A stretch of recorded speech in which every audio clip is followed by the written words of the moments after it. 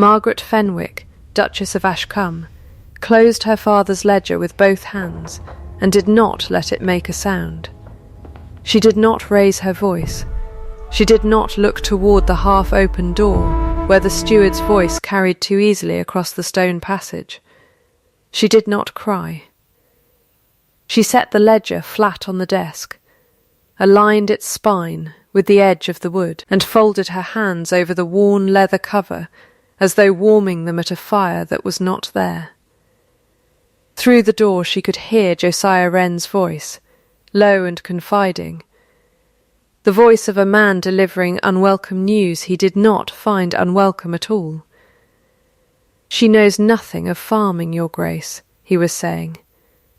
"Forgive my plainness, but a gentleman's daughter with a fondness for her father's old books is not the same as a manager of land. I would not have her troubled with the harvest accounts. It would only distress her and serve no one."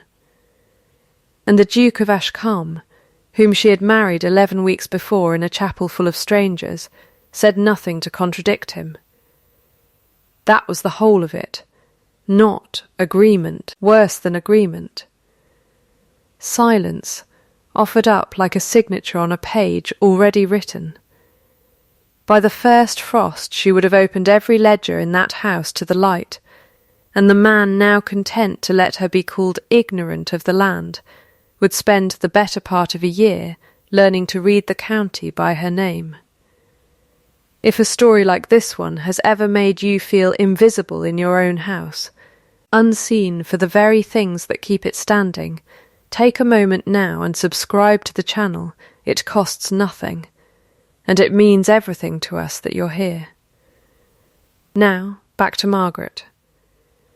The spring of 1819 had come to Ashcombe the way it always did, wet and businesslike, more interested in getting the fields ploughed than in anyone's feelings about it. Margaret had arrived at the great house in April with 2 trunks, a small dowry that had done more to save the estate than anyone in it cared to admit aloud, and her father's farm ledger wrapped in oilcloth at the bottom of the smaller trunk, beneath her shifts, where a lady's maid would not think to look, and a duke would not think to ask. Edward Vane, 9th Duke of Ashcombe, had married her for reasons that were never dressed up as anything other than what they were. His estate carried debts from 2 bad harvests, and a father who had trusted the wrong man with the accounts for the better part of 20 years. Her father, a modest squire in the next county, had spent a lifetime turning 300 indifferent acres into the most productive small holding in the district, and had left his only child a competence in trade and consols that made her, on paper, a very suitable bride for a duke who could not afford to be particular about romance. Suitable, that was the word the settlement papers used, and the word Edward himself had used, once. To his aunt, in a room he had believed empty. Margaret had not been in the room. She had heard it from a housemaid 3 days later, delivered without malice, the way one repeats the weather. A suitable match. Sensible, advantageous to both houses. She had married him anyway, because her father was 2 years dead and she was 23 and tired of being managed by cousins who thought a woman with a head for figures was a curiosity to be married off before it became inconvenient. She had married him because he did not paw at her, or flatter her, or pretend the arrangement was anything but an arrangement, and there was a kind of honesty in that she had mistaken, in April, for the beginning of respect. By June she understood her error. Edward was not unkind. He was careful, correct, generous with pin money, and utterly unwilling to speak with her about anything that mattered. He rode out with Wren before breakfast, and returned after she had gone up, and if she asked how the fields did he told her, in the tone of a man reassuring a child, that she needn't trouble herself, that Wren had it well in hand, that her only work at Ashcombe was to preside over the house, and in time to give it an heir. She had not come to Ashcombe to preside. She had come, though she had not said so to anyone, hoping to be of use. Her father had taught her everything he knew before he died, not because he had wanted a son and settled for training a daughter instead, but because he had watched her, at 9 years old, correct his tenant's arithmetic on a load of barley, and had understood, plainly and without sentiment, that she had the mind for it. A ledger does not care whose hand holds the pen, he used to say, tapping the cover of the very book now hidden in her trunk. It only cares whether the hand tells the truth. She had copied his rotations, walked his drainage ditches in boots 2 sizes too large, learned to read a field's health in the colour of its stubble, the way other girls learned to read music. It was the one inheritance she had that could not be entailed away, and she had carried it into her marriage the way another woman might carry a Bible, believing, foolishly, that a house in want of saving would eventually want saving by whatever hands were willing. Ashcombe did not want her hands. Ashcombe, in the person of Josiah Wren, wanted her signature on the household accounts and her absence from everything else. She learned to recognise the shape of her own uselessness the way one learns the shape of a bruise, by pressing on it periodically to see if it still hurt. It still hurt. She pressed anyway. She asked Edward, twice, if she might see the estate books, only to be told, gently, that they were tedious, that Wren managed them competently, that her time was better spent on the house, the garden, the correspondence, on all the soft, unaccountable labours a duchess was permitted, none of which left a mark that could be measured in bushels or pounds. It was in the 9th week of her marriage, on an ordinary Tuesday with rain threatening and nothing remarkable about the light, that she had gone down to the estate office to leave a note for Edward about a tenant's roof, and had found the door ajar, and had heard her own name inside it, and had stood very still in the passage with her father's ledger, which she had taken to carrying, unread and unremarked, as a kind of talisman pressed flat against her ribs. She knows nothing of farming, your Grace. She had known, standing there, exactly what the sentence would cost her to hear, and exactly what she intended to do with the knowledge once she had it. That was the particular arithmetic of her nature, grief arrived, and she gave it a number, and then she put it away. She gave herself, that morning, precisely 10 minutes. She stood in the little unused parlour off the east stair, where no one would think to look for a duchess at 9:30, and she set her father's ledger on the window-sill, and she let herself feel the whole of it, the humiliation of being discussed like a horse whose gait had disappointed, the loneliness of a marriage that had never once asked what she knew, the particular cruelty of a kind man's silence, which wounds worse than an unkind man's temper, because it offers nothing to fight. She counted the minutes on the little enamel watch her father had left her. When the 10th minute passed, she closed the watch, and she closed the feeling with it, and she folded both away into the drawer of herself she had built for exactly this purpose. Years before Ashcombe had ever existed, back when her mother died and her father had shown her, without meaning to, that a person could grieve on a schedule and still get the harvest in. Then she opened the ledger, and she began, very quietly, to make a list. The list had 3 columns. What was hers? What was owed her? What she meant to do about the difference? Under the first column she wrote, my father's method, my own eyes, 11 weeks of watching this house and saying nothing. Under the second she wrote nothing yet, because she did not know the shape of it, only that it existed. Under the third she wrote a single line, and did not cross it out, though her hand trembled once, briefly writing it. I will make it impossible to say again. She did not go to Edward that day, or accuse Wren, or weep at dinner in a manner that might have earned her an evening's sympathy, and nothing more useful. She went, instead, the following morning, to find the one person at Ashcombe who had never once spoken to her as though she were ornamental, and asked him plainly whether he would teach her the low fields. Tobias Yarrow had farmed the same 40 acres of Ashcombe land for 31 years, first for the 8th Duke, and then for the 9th, and had buried a wife and outlived 2 dogs on the strength of an opinion that most gentry were decorative and most stewards were thieves, an opinion he had never once been paid to keep to himself, and so never had. He was mending a gate when Margaret found him, in a coat older than her marriage, and he looked at her the way he looked at weather, assessingly, without hurry. "Your Grace," he said, not stopping his work.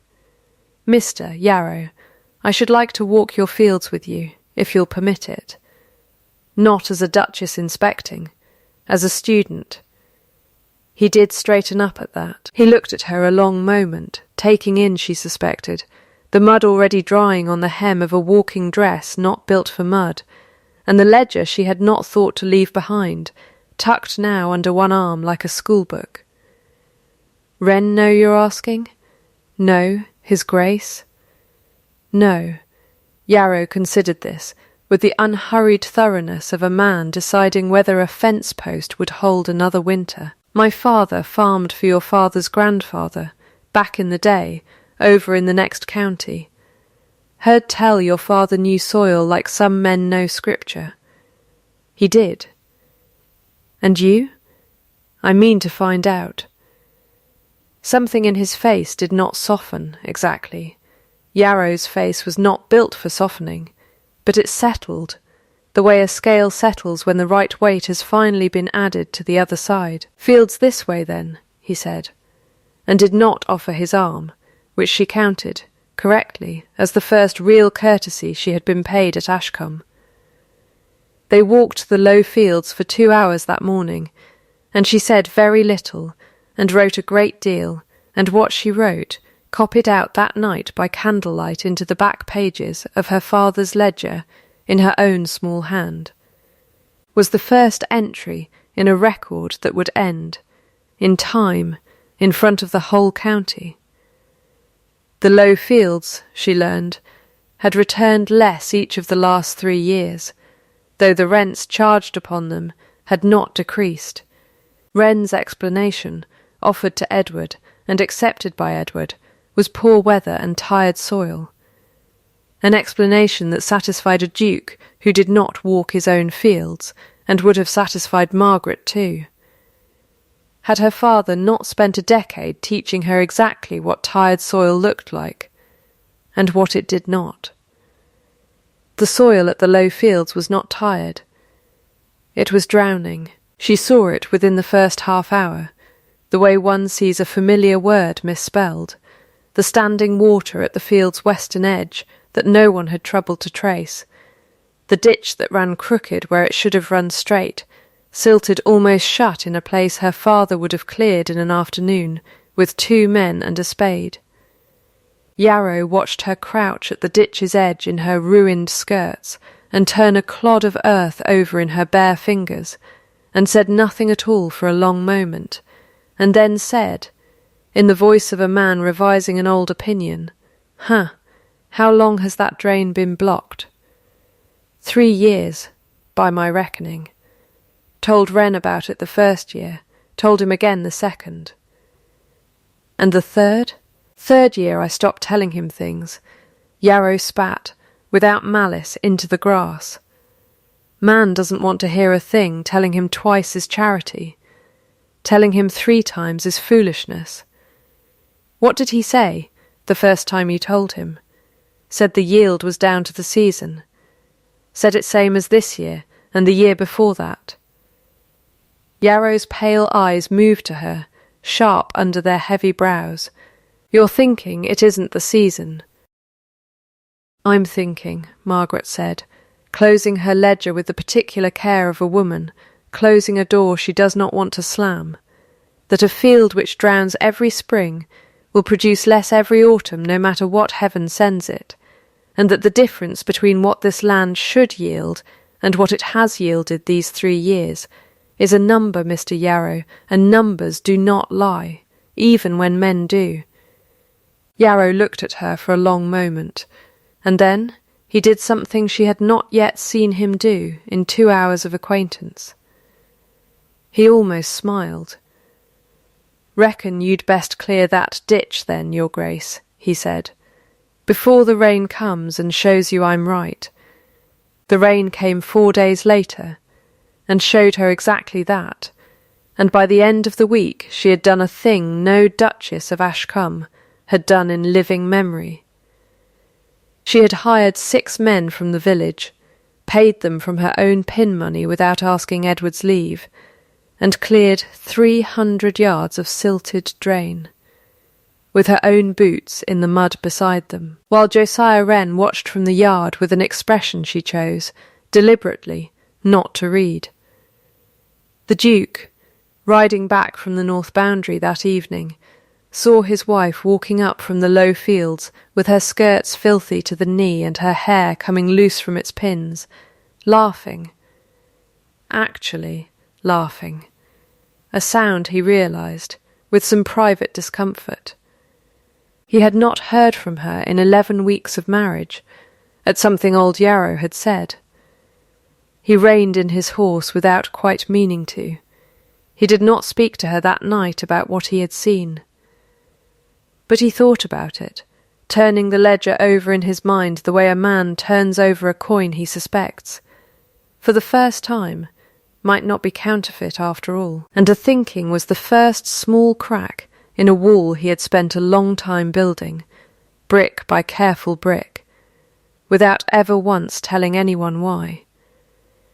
The drainage was the first trial, and she passed it cleanly, and told no one at the great house what she had done, except, eventually, the ledger. But a field cleared once will silt again, if the man responsible for clearing it has spent 3 years lying about why it needed clearing, and Josiah Wren had a great deal, more than 1 block ditch, he did not wish examined by a woman with her father's eye and her father's patience. That patience was tested within the fortnight, when the blight came to the eastern orchard, and Margaret found herself standing once more in a field that was not supposed to be hers to stand in, doing arithmetic no one had asked her to do, while the man who had called her ignorant watched her from a distance and began for the first time to be afraid. The orchard blight arrived the way bad news always did at Ashcombe that year, quietly, and reached Margaret before it reached anyone who might have acted on it properly. She noticed it herself, walking the eastern boundary with Yarrow on a morning she had by then made a habit rather than an event, 3 mornings a week, rain or no, her father's ledger tucked under her arm, her name becoming, without her quite intending it, a fixture among the tenants in a way it had never been a fixture in her own drawing-room. The apple trees along the eastern wall were dropping fruit early, small and spotted, and the leaves nearest the ground had curled in a way that Margaret recognised from a summer in her 12th year, when her father had lost half an orchard to the same blight, and had spent 3 sleepless weeks saving the other half through a method he had learned from a Kentish farmer and written down. In his own crabbed hand, on page 41 of the ledger she now carried. "Canker," she said, turning a fallen apple over in her palm. "It will take the rest of the orchard by Michaelmas if it isn't cut and burned now." Yarrow crouched beside her, examining the bark with the particular stillness of a man doing arithmetic he dislikes. Wren had the orchard inspected in the spring, said it was sound. Wren is not a farmer. Mr. Yarrow. He is a man who reads other men's reports and repeats them with confidence. It was not unkind, the way she said it. It was simply true, and Yarrow, who had thought it himself for 11 years without ever once being asked whether he thought it, said nothing at all in response, which she was beginning to understand was his particular way of agreeing. She wrote to her father's old Kentish correspondent that same afternoon, a man named Pruitt, who had exchanged letters with her father for 20 years on the subject of orchards, and had continued, out of habit and affection, to write to Margaret after her father's death, though she had never before had cause to use anything he taught her. His answer came within the week, and by the time it arrived she had already begun, with Yarrow and 2 of the estate's under gardeners, the slow and unglamorous work of cutting the worst affected branches and burning them well clear of the healthy trees, exactly as her father's ledger instructed on page 41, in ink gone brown with age. It was dirty work, and unrewarding in the way that prevention always is, since a saved orchard looks, to the untrained eye. Exactly like an orchard that was never threatened at all. Wren, informed of the cutting by an under-gardener too honest to keep quiet about it, arrived at the eastern wall in a state of controlled alarm that Margaret recognised, even then, as something closer to fear than concern. "Your Grace," he said, and his voice had lost its confiding warmth entirely. "This is a considerable undertaking to have begun without consulting the estate office. I did consult it, Mr. Wren. I consulted the man who has managed this orchard for 11 years, and told you 3 separate times, I am given to understand, that the drainage on the low fields wanted clearing." She did not raise her voice. She rarely did, she had found, over the past fortnight, that a level tone unsettled men like Wren far more effectively than heat would have. "I am cutting the blighted wood before it spreads. If I am wrong, you will have lost some branches that wanted pruning regardless. If I am right, you will have kept your orchard. The Duke ought to have been informed. The Duke may be informed at dinner. The canker will not wait for dinner."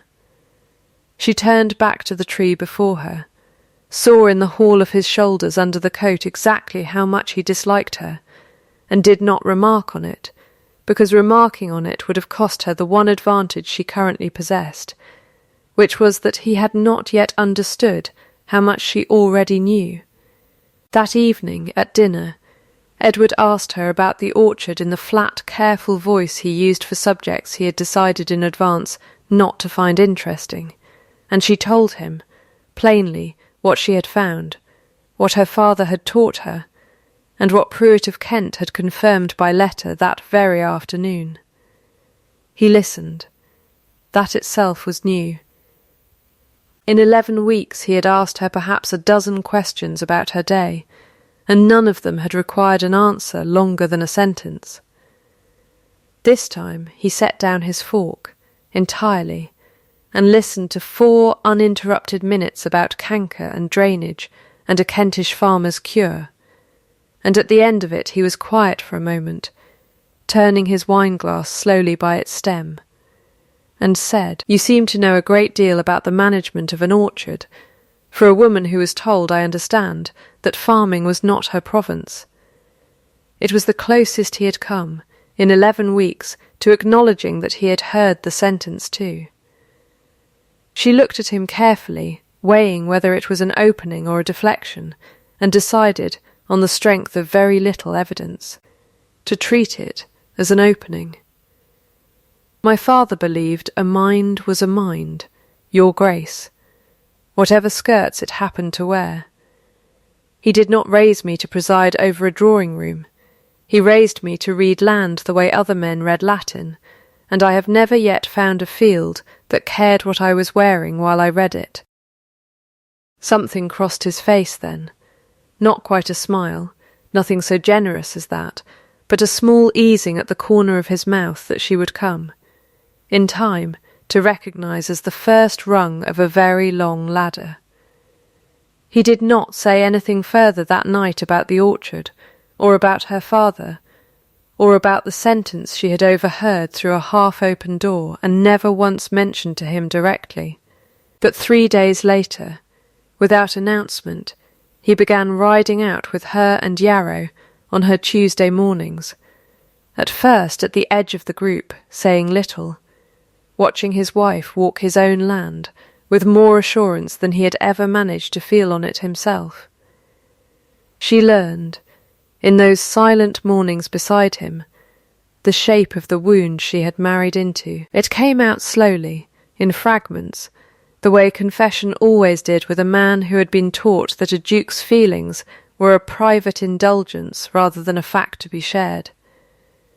His father, the 8th Duke, had trusted a steward for 19 years, a genial, competent-seeming man named Aldous Marsh, who had, by the time anyone discovered it, brought the estate to the edge of ruin through a decade of quiet embezzlement dressed up as bad luck and worse weather. The discovery had broken something in the old Duke that never properly mended. He had died believing himself a failure, and had told his son, more than once, in the last year of his life, that the great danger of Ashcombe was not poverty, but trust. That a man who let his affections govern his ledgers would lose both in the end. Edward had been 21 when his father died, owing more than the estate's income for 3 years running. He had spent the decade since rebuilding it stone by stone, number by number, and had concluded, somewhere in that long grinding decade, that the only safe course was to keep the people he loved entirely separate from the accounts that mattered, to give his mother, and now his wife, a comfortable, untroubled ignorance, believing it a kindness, when in fact it was only his father's old mistake worn inside out.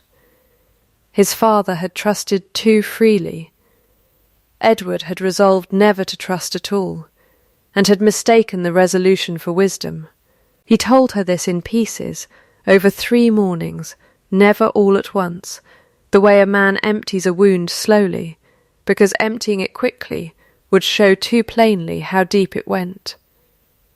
Margaret listened, and did not offer easy comfort, and did not tell him that his solution was only his father's error reversed, a father who trusted the wrong steward, a son who trusted no one at all, and both of them, in their different ways, leaving the land and the women who loved them equally unguarded.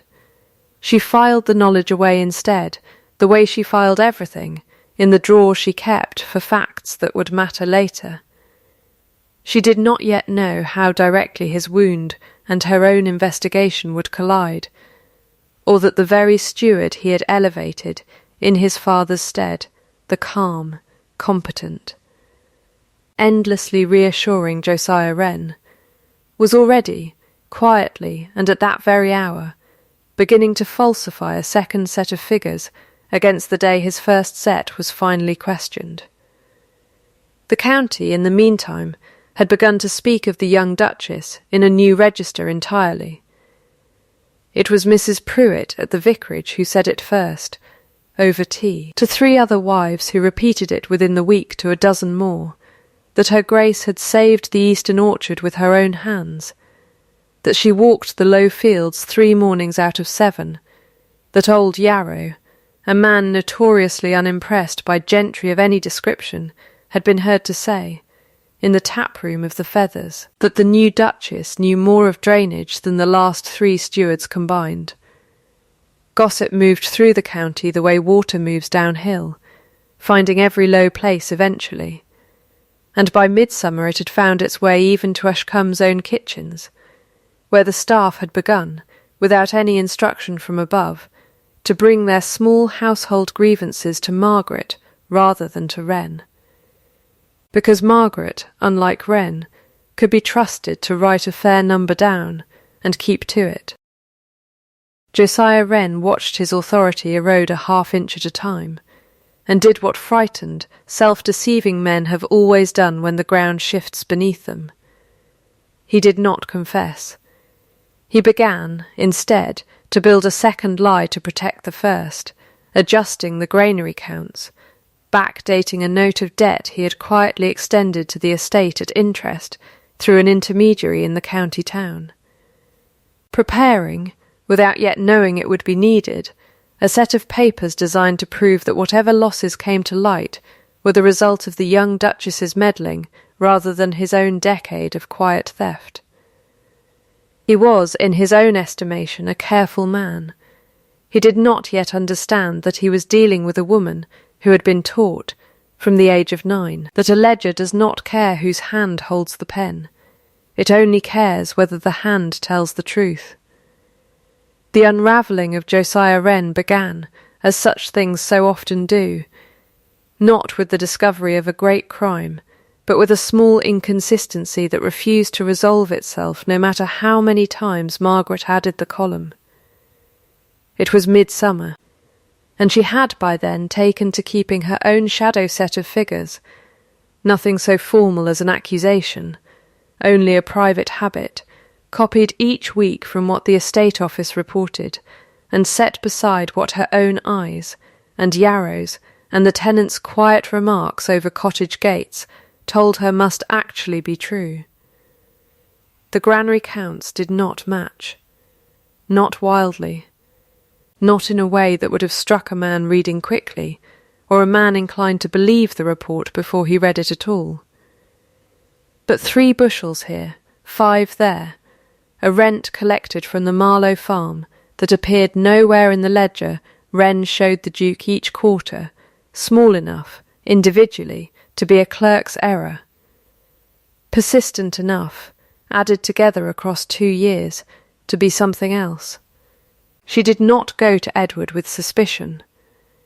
She had learned enough of him by then to know that suspicion, offered without proof, would only send him back behind the wall he had spent 10 years building, and would give Wren, who was clever in the particular way of frightened men, ample time to smooth over whatever she had noticed before it could be shown to anyone. So she did what her father had taught her to do with any figure that would not balance. She went looking for the piece that was missing.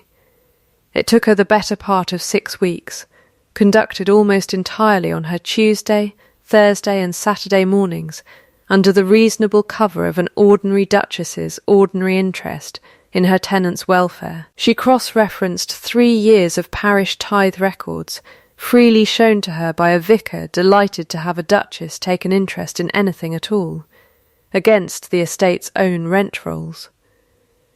She asked Yarrow, who asked others, what each farm had actually paid and actually harvested, in the plain arithmetic of men who could not read well, but could count a waggon-load of barley to the sack. She wrote to her father's old solicitor in London, a dry, exact man named Pruitt's cousin Mr. Harlan Cobbett, who had handled her father's affairs for 20 years and agreed, out of old loyalty and a professional man's love of a puzzle, to examine copies of the estate's mortgage arrangements for anything that did not sit well.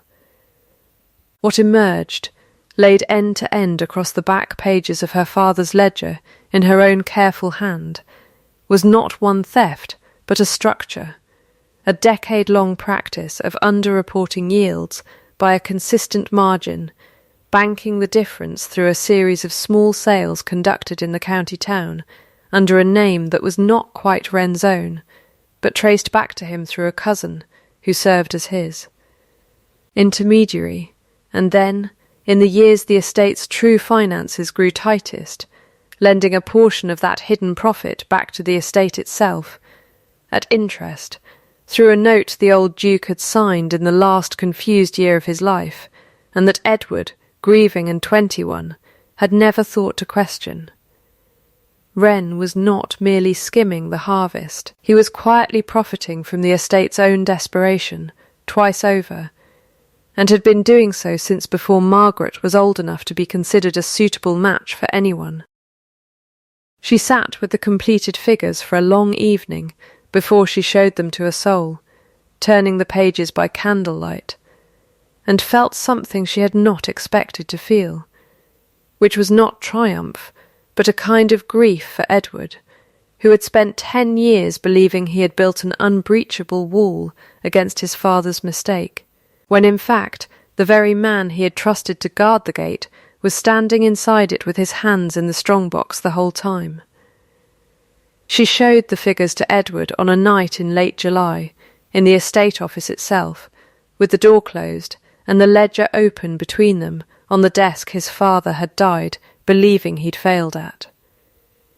She did not soften it. She had learned, by then, that softening a true thing for Edward's comfort was its own kind of dishonesty, the very dishonesty his father's steward had built a fortune upon. "I want you to understand," she said, "that I did not go looking for a reason to distrust Mr. Wren. I went looking for a blocked drain, and then for a diseased orchard, and only then for the money, because the money was the thing that would not add correctly, no matter how patiently I asked it to." Edward read in silence for the better part of an hour, his face giving away almost nothing, which she had learned was not coldness, but the particular stillness of a man doing arithmetic he very much did not want to be right. When he finally spoke, his voice was quiet in a way she had not heard from him before. "My father signed this note. Your father signed it in grief, 4 months before he died, believing it a kindness from a loyal servant. I do not think your father was a fool, Edward. I think he was tired and trusting, and surrounded by no one willing to add the columns for him, as I have been for 10 years.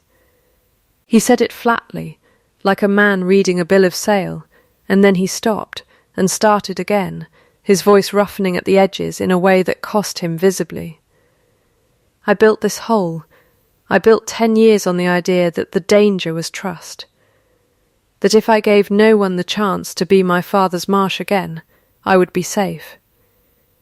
I gave Wren everything my father gave Marsh, and called it prudence, because I never let myself love him the way my father loved Marsh, and I thought that was the difference.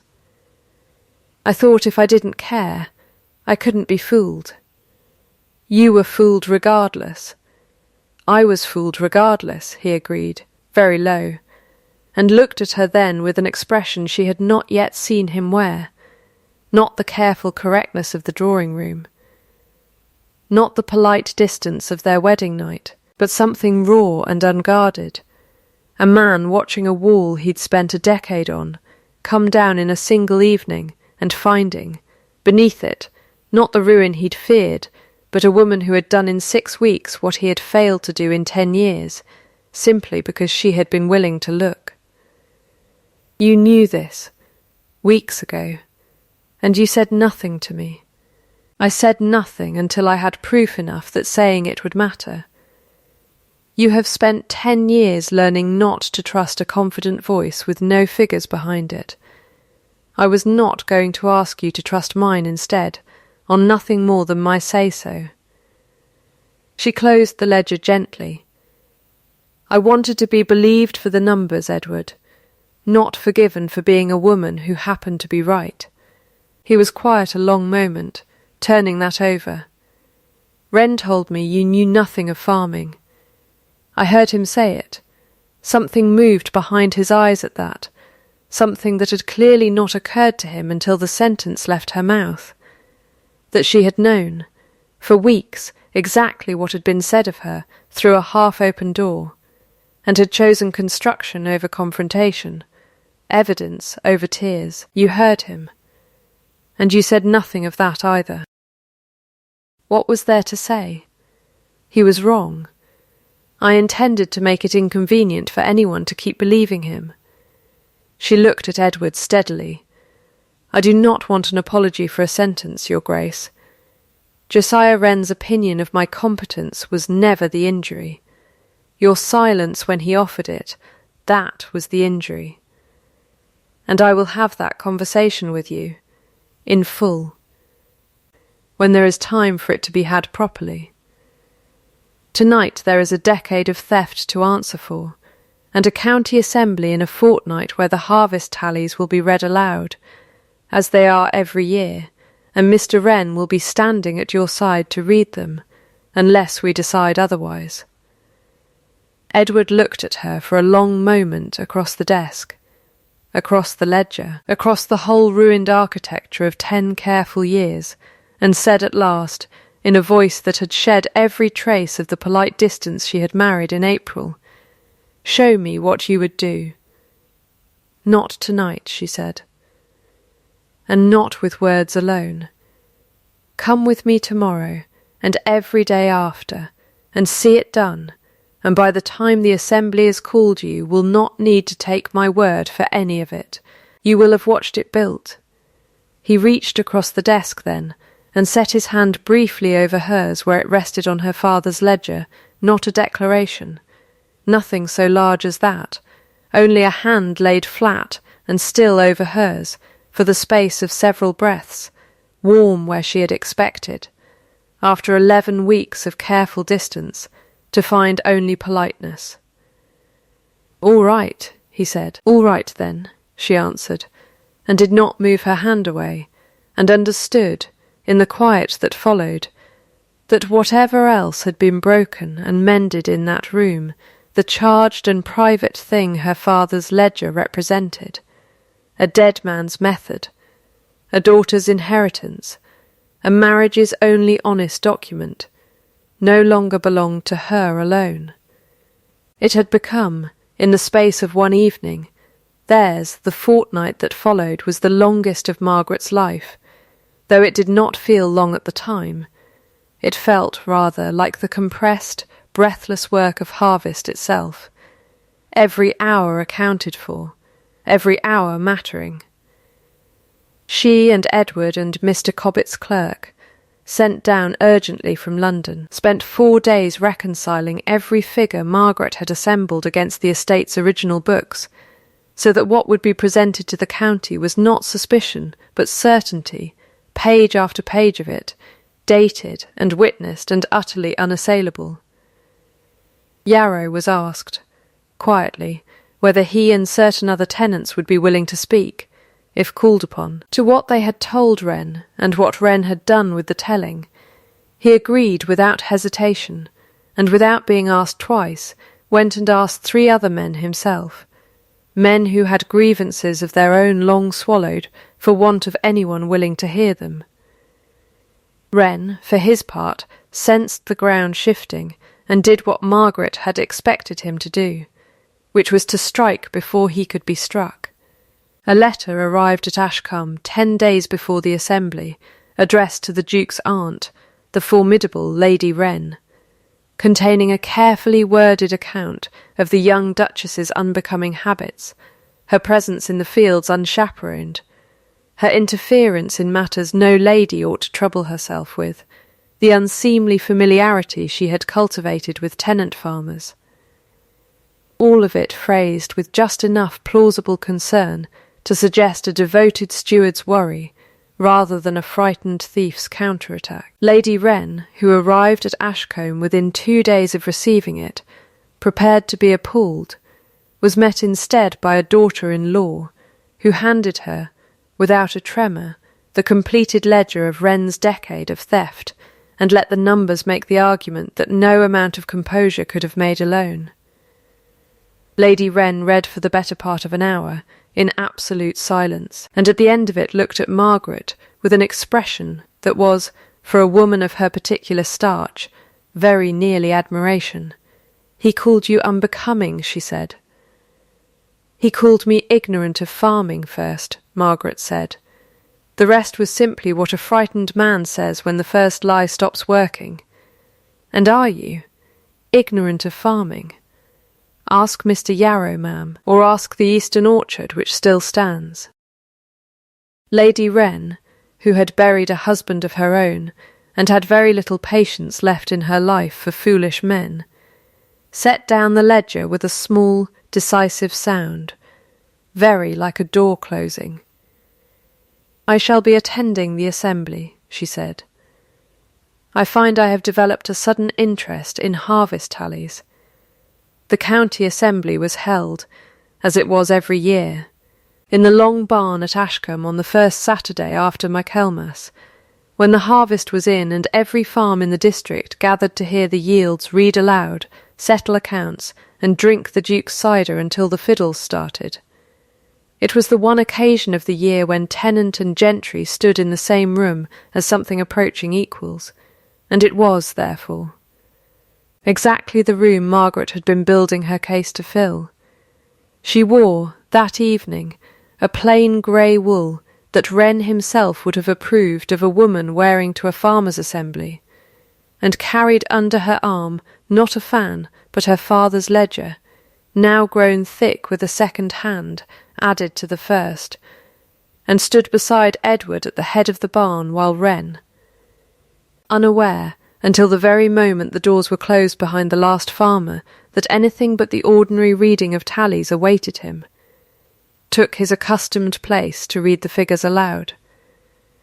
He read the low fields yield, and it was, as it had been for 3 years, disappointing, and he began, in the smooth, confiding voice he had used on Edward 11 weeks before, to attribute it once more to weather. "Forgive me, Mr. Wren," Margaret said, and her voice, pitched to carry without rising, silenced the barn more completely than a shout could have done. The low fields yielded 40% above last year's figure. "I have the tallies here, taken at the granary door by 3 independent hands, none of them mine." She held up a single sheet, and did not move to hand it to him, only let the room see that it existed. "Perhaps you are reading from an older report." The silence that followed had a particular texture to it, the texture of a room recalibrating in real time. Wren's composure did not break at once. Frightened, self-deceiving men rarely break at the first blow, and he tried, gamely, to recover, suggesting an error in the counting, a confusion of fields, until Tobias Yarrow rose unbidden from among the tenants and said, in the flat, unhurried voice of a man who had waited 3 years to be believed, that he himself had stood at that granary door and counted every sack, and that the Duchess's figure was his figure exactly, and that he would swear to it before a magistrate if anyone cared to ask him. He was not the last to rise. A tenant from the Marlow farm rose next, and said, without prompting, that he had paid his rent in full for 2 years running, though the estate's own rolls, which Margaret now produced, showed only a partial sum received, and one by one, unbidden, in the plain unadorned language of men who had carried a grievance too long to dress it up prettily, 3 more tenants stood and spoke, and the room's sympathy, which had begun the evening politely uncertain of what it was witnessing, turned like a tide going out, all at once, leaving Josiah Wren standing alone on the sand. Edward, at last, spoke, not to rescue Wren, but to close the door on him gently enough that no one could later say the Duke had acted from spite rather than evidence. "You told me," he said, quietly enough that the whole barn none the less heard every word, "that my wife knew nothing of farming." Wren said nothing. There was nothing left to say. "I believed you," Edward went on, "because I did not want the trouble of believing anyone. That is my failure, and I will answer for it in my own time. But you, Mr. Wren, have spent 10 years telling this county the weather was to blame for what your own hand took, and tonight the weather has nothing further to answer for." He could have ruined him entirely, had the law brought down, the man taken before the county magistrate, his name printed in the assize reports for every future employer to find. Margaret watched Edward's hand tighten once on the edge of the table, and then loosen, deliberately, and understood that he was choosing, in that moment, the harder and more valuable thing. "You will make full restitution of what can be traced," Edward said, under Mr. Cobbett's supervision, "from whatever remains of what you have taken. You will leave Ashcombe within the week, and you will not be prosecuted, though God knows you have earned it, because I find I would rather this county remember tonight as the night the truth was told than as the night a man was destroyed for telling 10 years of lies. That is mercy, Missa Wren, and you may thank my wife for it, since it was her figures that made it possible to offer you any at all. Wren left the barn white and silent, and within the week he had left the county entirely, and the story that travelled after him through every parish for 30 miles was not the story of his theft, which men forgot within a season, but the story of the evening the young Duchess had stood in the long barn with a dead man's ledger under her arm, and made a room full of farmers believe, all at once, in the plain unglamorous power of an honest column of figures. It was 3 nights after the assembly, in the quiet of the estate office with the door shut and the house settled around them, that Edward gave Margaret the accounting she had asked him to wait for. "I want to tell you the whole of it," he said, "not merely say I am sorry, because I have learnt this month that the two are not the same thing, and I do not think you would accept the second without the first." He told her then, plainly and without excusing himself, of the fear his father's ruin had planted in him, that trust itself was the danger, that a man who let his wife matter to his ledgers would only be handing her the power to break him, as Marsh had broken his father. He told her that watching his mother kept gently, permanently outside the running of Ashcombe had seemed, to a grieving boy of 21, like protection, and that he had offered Margaret the same protection without ever once asking whether she wanted it, because it had not occurred to him that a woman might want anything from a marriage beyond safety and pin money. "I did not think I was devaluing you," he said. "I thought I was sparing you. I understand now that they are not the same thing either." "They are not," Margaret agreed. "Sparing a person is done with their consent. What you did was done for your own comfort and dressed up as kindness so that neither of us would have to call it what it was." He did not argue the point. That, more than anything he said, told her the apology beneath the explanation was real. "I will not be managed out of my own house again," she said when he had finished, laying out her terms with the same unhurried precision she brought to a column of figures. "I will have the estate books jointly, with my name entered beside yours where the law allows it. I will keep my Tuesday, Thursday and Saturday mornings in the fields for as long as I have legs to walk them. Ashcombe's wages will be posted, fairly and publicly, and reviewed each Michaelmas, so that no future wren can hide a decade in the gap between what is paid and what is owed. And you will not decide, on my behalf, what I am strong enough to hear. If a thing threatens this house, I will hear it plainly, the day it is known, whether it is convenient to your comfort or not." "Agreed," Edward said, without hesitation, and then, because he had learned something that month about the value of specificity, added, "all of it, not because it costs me little, because I have finally understood what it cost you that I did not offer it 11 weeks ago." "Then we are agreed," she said. "We are agreed," he answered, and the treaty, such as it was, held. The months that followed were not dramatic, and Margaret came to understand that this was precisely their value. Love, she discovered, having spent a lifetime believing it must announce itself in a single unmistakable moment, arrived instead in small unremarkable accumulations that meant nothing individually and everything added together. The second chair drawn up beside hers at the estate desk each morning, not across from her as a supplicant reviewing her work, but beside her, as a partner reviewing shared ground. The tea poured for her, unasked, exactly as she liked it, by a man who had never once in 11 weeks of marriage troubled himself to learn how she liked her tea. The Tuesday mornings that became, without either of them remarking on the change.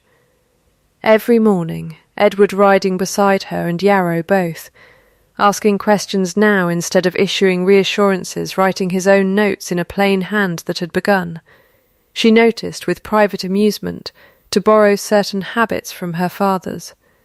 There was one evening, in November, when an urgent letter arrived from the county town regarding a boundary dispute with a neighbouring estate, and Edward, from 10 years of old habit, sat down and answered it alone, deciding the matter by 9:30, and informing Margaret of the outcome only at supper, as a fact already settled.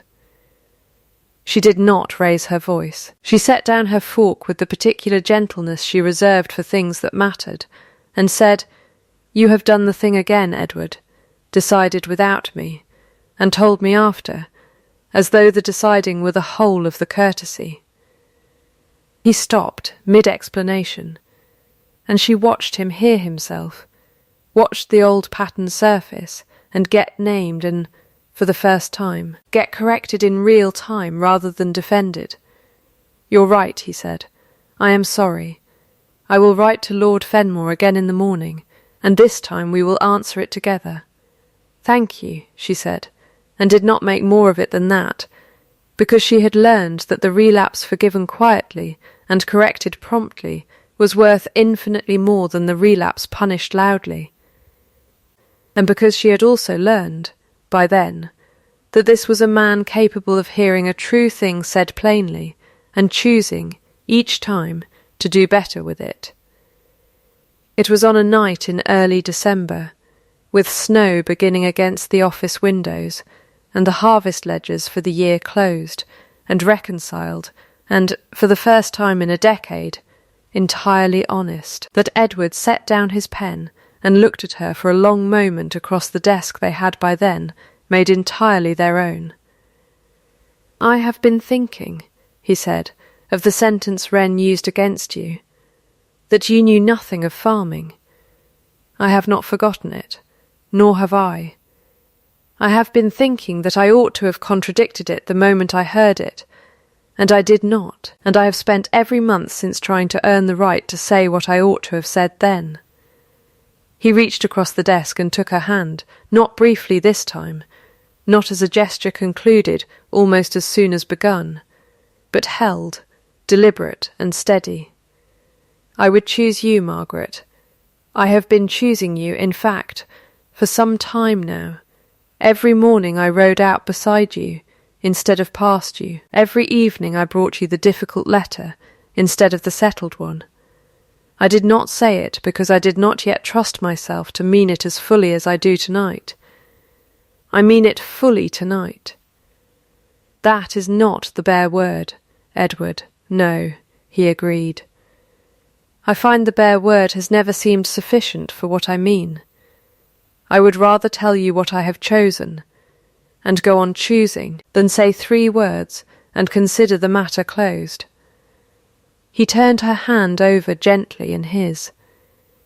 "You are not what I bargained for," he said, and she felt, for one unguarded instant, the old wound open at the words before she understood, from the particular steadiness in his face, that he was not repeating the sentence to wound her again, but to bury it. "You are not what I bargained for. You are what I would beg for, if begging were required, though I am glad it is not, since I understand you would find the theatrics tiresome." Something in her chest, kept carefully closed for the better part of a year, came open all at once, and she found herself laughing, not the composed, measured sound she had allowed herself at the granary door or the county assembly, but the real, helpless thing, the sound she had not heard from her own throat since her father died. And Edward watched her laugh with an expression of such plain astonished tenderness that she understood the whole account, at last, was settled between them, not because the ledger of the past was erased, but because it had finally, properly, balanced. 2 harvests later, the low fields at Ashcombe yielded the best crop in 30 years, and the eastern orchard stood thick and unblighted behind its repaired wall, and the estate's wages, posted each Michaelmas exactly as promised, had made Ashcombe the model that 3 neighbouring estates had quietly begun to imitate. Old Yarrow, greatly aged and considerably softened, had been given, at his own reluctant admission that he was tired of gates. The honorary post of chief adviser to what the county had taken to calling, with a mixture of amusement and real respect, the Duchess's School, a modest schoolhouse built at the edge of the home farm, where tenants' sons and daughters both were taught, twice weekly, to read a ledger, walk a drainage ditch, and recognise canker before it took a whole orchard, using as its founding text a slim. Much copied volume, whose original, worn and oilcloth wrapped, still sat in a glass case in the estate office, where every visitor to Ashcombe could see it. It was Margaret's father's ledger, the very one she had carried into her marriage hidden at the bottom of a trunk, believing it a private inheritance no one at Ashcombe would ever think to value. It sat now beneath a small brass plate that read, simply, "The ledger does not care whose hand holds the pen. It only cares whether the hand tells the truth," her father's own words, chosen by Edward, engraved by his order, the first thing any tenant saw upon entering the schoolhouse his wife had built from the wreckage of a decade's theft. The house itself, callers remarked, had a different air to it than it had carried in the old Duke's time, or even in the first uneasy months of the new Duchess's arrival, a warmth that had nothing to do with fires banked higher or candles lit more freely, and everything to do with the particular ease of a house where no one any longer had to wonder what was being decided without them. Edward Vane, 9th Duke of Ashcombe, had spent a decade believing that duty meant carrying every burden alone, and had learned in the space of a single difficult year that a house shared honestly could carry more weight than a house guarded jealously ever had.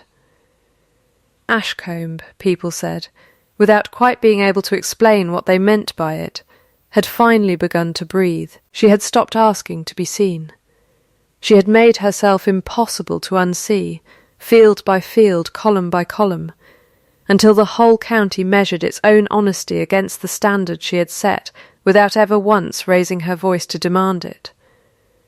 Not because she had needed the world's verdict to know her own worth, but because a worth unspoken too long begins, eventually, to erode even the woman who holds it, and she had chosen, instead, to write it down where it could never again be quietly disputed. That was the particular inheritance her father left her, and the one she left, in turn, to every child who would ever sit in that small schoolhouse and learn that a ledger, kept honestly, was its own kind of love letter to the land and the people depending on it. It could not be flattered away, or silenced through a half-open door, or dismissed by any steward, however confiding his voice. It could only be read, and in the reading, believed. That is where we'll leave Margaret and Edward, in a house finally at peace with its own honesty. But their story is only one of the quiet reckonings we bring you here, and if it moved you even a little, the kindest thing you can do is subscribe to the channel so the next one finds you too. I'd love to know in the comments what you think finally taught Edward to trust her. Was it the drainage ditch, the orchard, or the night she laid the ledger on the table in front of the whole county? Tell me which moment turned it for you. Until the next story, take care of yourselves, and remember that quiet competence, given time and a fair hearing, always finds its reckoning.